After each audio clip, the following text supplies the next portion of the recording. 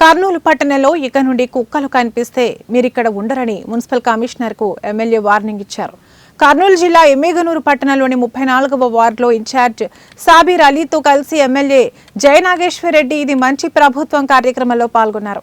ఈ సందర్భంగా స్థానిక ప్రజలు పట్టణంలో కుక్కల బెడదపై ఎమ్మెల్యేకు విన్నవించారు. వీధి కుక్కలు పెద్దలపై పిల్లలపై దాడి చేసి గాయపరుస్తున్నాయని, బయటకు రావాలంటేనే తమకు భయంగా ఉందని ప్రజలు ఎమ్మెల్యేకు తెలిపారు. దీనిపై ఎమ్మెల్యే తీవ్ర స్థాయిలో స్పందించారు.